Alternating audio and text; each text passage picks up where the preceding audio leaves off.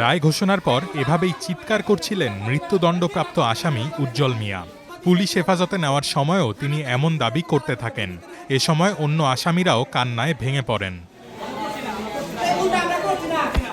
প্রায় এক দশক আগে ময়মনসিংহ জেলার ফুলপুর উপজেলার দেওখালী গ্রামের আশরাফ আলীর সঙ্গে জমি নিয়ে বিরোধ চলছিল প্রতিবেশীদের। এর জেরে তাকে হত্যা করা হয়।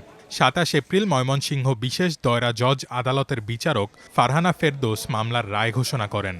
আদালত একই পরিবারের ৩ সদস্যের মৃত্যুদণ্ড এবং ৩ জনকে যাবজ্জীবন কারাদণ্ড দেন। বাইটকান্দির কাছে দেওখালী গ্রাম, সেই গ্রামে এই ঘটনাটি ঘটেছে এবং এই ঘটনার সময় হলো ১২/১/২০১৪ সন। এই মামলায় আশরাফ আলী হলো ডিসিস্ট, ৭৫ বছর বয়স্ক, জমি জমা নিয়ে বিরোধ। সে খুব সকালে যখন হাল চাষ করতে যায়, এই বিবাদীরা পরিকল্পিতভাবে তাকে ওইখানে দা দিয়ে কুপায়ে হত্যা করে।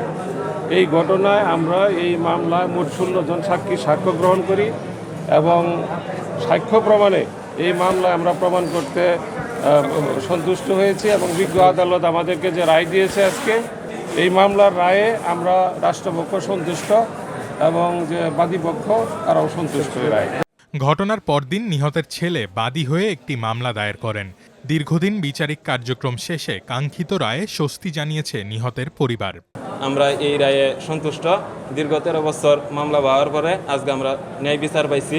এটাই আমাদের কাছে অনেক কিছু, বাসায় প্রকাশ করার মতো কিছু না। এরপরেও আমাদের উপরে আরও ১০-১২টা মিথ্যা মামলা দায় করা হয়েছিল, আমরা ওগুলা খালাস পেয়ে গেছি। আমাদের মামলায় সর্বোচ্চ বিচার পাইছি। আমরা দেশ এবং সরকারের কাছে ধন্যবাদ জানাই।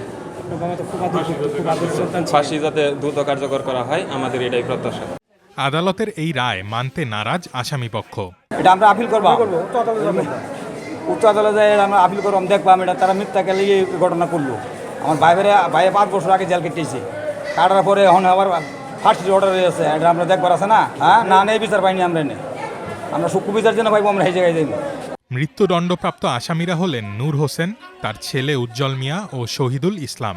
অপরদিকে সোহরাব আলী, তার স্ত্রী স্বরূপা খাতুন এবং নূর হোসেনের স্ত্রী রেহানা খাতুনকে যাবজ্জীবন সাজা দেওয়া হয়েছে।